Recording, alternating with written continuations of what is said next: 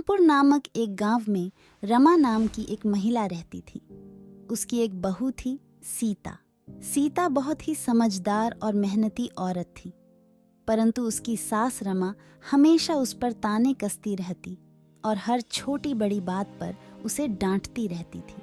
इसके कारण सीता का मन बहुत ही दुखी रहता था, लेकिन सीता हमेशा चुप रहती और सास की हर बात मानती। सीता ने एक दिन सोचा कि अगर वह अपनी सास को खुश करने के लिए अपने तरीके बदल देगी तो शायद उसका रवैया बदल जाएगा। एक दिन सीता ने सोचा कि वह अपने सास के लिए उनका पसंदीदा पकवान बनाएगी। सीता ने बहुत मेहनत से खाना बनाया और अपनी सास को खिलाया। रमा ने खाना खाया और बिना कुछ कहे वहां से चली गई। यह देखकर सीता को बहुत बुरा लगा कि उसकी सास ने उसके प्रयास की सराहना नहीं की। अगले दिन सीता ने सोचा कि वह सास के लिए कुछ अच्छे कपड़े खरीदेगी।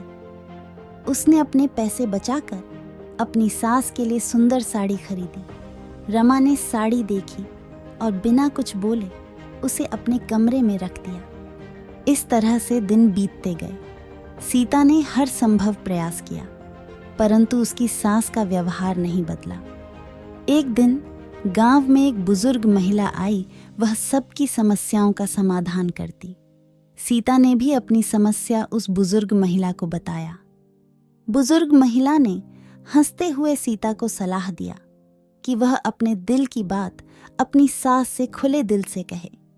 सीता ने हिम्मत जुटाई और एक दिन अपनी सास के सामने बैठकर सारी बातें बता दी। उसने कहा कि वह कितनी कोशिश करती है, लेकिन सास की नाराजगी कभी खत्म नहीं होती। रमा ने यह सब सुनकर महसूस किया कि वह अपनी बहू के साथ बहुत गलत व्यवहार कर रही थी। उसने अपनी गलतियों को स्वीकार किया और बहू से माफी मांगी। उस दिन के बाद से रमा और सीता के बीच का रिश्ता बदल गया। वे एक दूसरे के साथ प्यार और सम्मान से पेश आने लगी।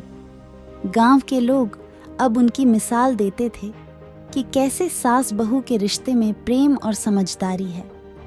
इसलिए कहते हैं, एक दूसरे से बात शेयर करने से हर समस्या हल हो सकती है।